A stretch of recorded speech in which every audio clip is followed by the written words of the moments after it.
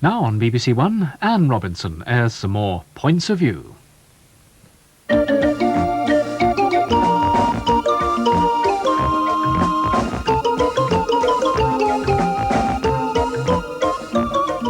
Hello, good evening. And you know, you'd be amazed at the sort of people who watch this programme. Dear Anne, please do not read out letters which contain the word walkies, as my dog leaps up, tail wagging, 40 minutes too early. Imagine all the dogs watching BBC One doing the same. Universal chaos. My lips are sealed, Mrs. Walker in Bradford-on-Avon. No walkies. Doggies, just sit and listen to the next letter. Dear Anne, why does Terry Wogan interview scruffy individuals who turn up like unmade beds, while he himself is always smart and immaculate? Maybe they've all been for walkies with their dogs, Mr. Walters in Seaton. And why do they have to have on pop singers who wear tight jeans, oversized jackets and baggy trousers? They can't sing and they look horrible. Oh, come on, Mr. Walters. Not all pop singers wear tight jeans, oversized jackets and baggy trousers. Do they, Joanne McKnight of Broughton? No, and thank you very much for being so tasteful last week by blocking off Sabrina's vital bits in the clip you showed of her. Was it planned or just by accident? By accident, don't be daft. It took us ages to get my name to fit over Dear her. Anne, being a working mother, doubtless my kids will grow up to be mass murderers, arsonists, or worse still, football fans. I really felt the need to write to you about the clip of Sabrina you showed at the end of your programme. Very tastefully done. Maggie Cole, who is of... No particular accent. Goes on. I would, however, like to make one small point, or should I say two? Mrs. Cole. Anyway, according to my husband, it wasn't the top that wouldn't stay up, but tops that wouldn't stay down. Enough. Suzanne Goodson of Uxbridge. Oh, which is, of course, for the benefit of the news department in... Middlesex. Suzanne, you wanted to say. I am a florist, which may not be of particular interest. Is it of particular interest that Suzanne is a florist? No, it's not of any interest, it seems, Suzanne. But don't worry, they can be awfully rude at times. Yes, because on account of my being a florist, I always pay horticultural interest. Oh, absolutely fascinating, Suzanne. We've got 9 minutes left. Do you want to go into more detail? No, I just want to say that in Only Fools and Horses, Dell was at a wedding reception minus a buttonhole.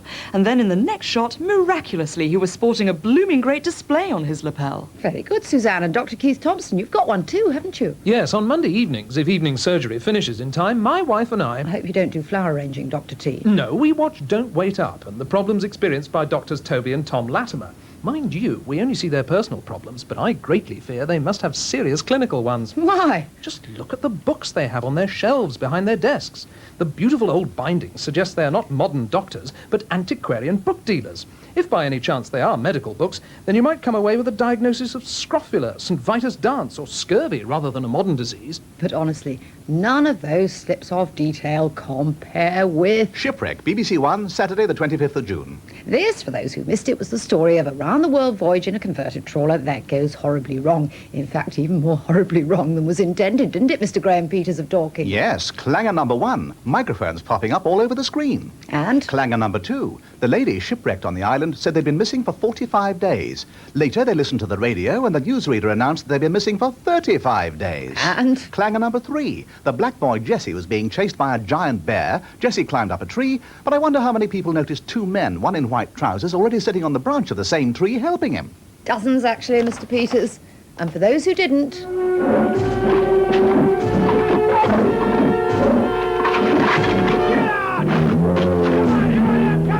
That was Jessie up a tree on an island deserted, except for lots of other people up the tree.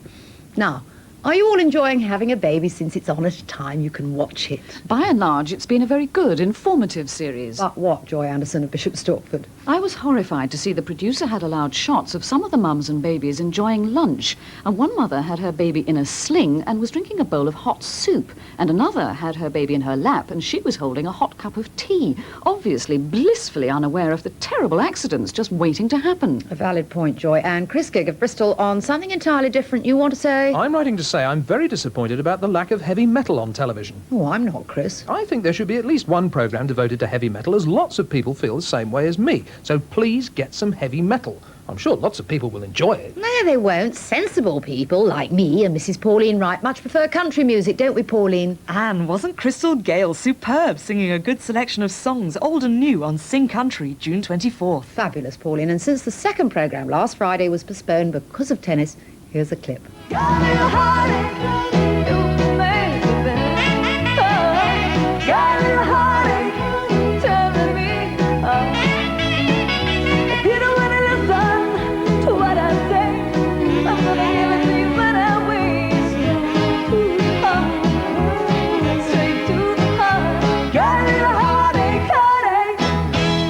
that was Crystal Gale and Crystal Gale's hair for me and Pauline in Stoke-on-Trent, although June Forsyth in Kimoni would rather see... Bread. And aren't you all lucky? Do we in Northern Ireland have the opportunity of a good old laugh with the Boswells? Do we, Heck? What do you have, June? We have a local current affairs programme. Could you ask them upstairs in Northern Ireland? June, them upstairs in Northern Ireland are past the post, beyond hope, and I can only apologise. Remember the trouble we had with them over neighbours?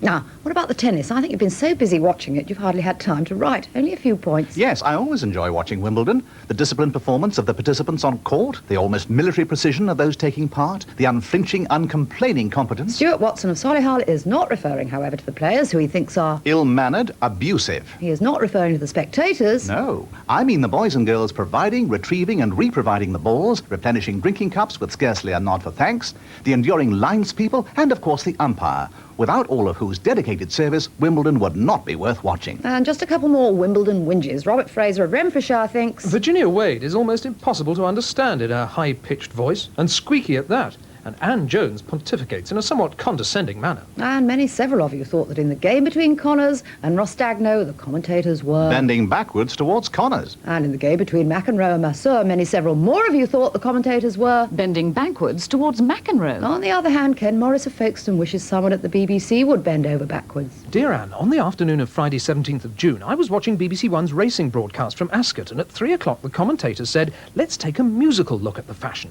And while the camera panned, a record was played that I hadn't heard for 30 years. And seeking a precise identification of the music, I immediately phoned your firm and was put through to the duty officer. Who told Ken? This information will not come down from production for at least a week. So Ken Morris waited a week and phoned back, whereupon the duty officer told him... The same team are now doing Wimbledon. Please try again about 10 days after the tennis. And Ken thought... Rackets to that. And instead wrote to Points of View to say... It's astonishing that a simple inquiry must remain unanswered for almost a month. You should have asked me first, Ken. The music was Show Me by Shelley Mann and Friends. Now, a great deal of angry response to the Heart of the Matter programme, which featured mentally handicapped people living in the community.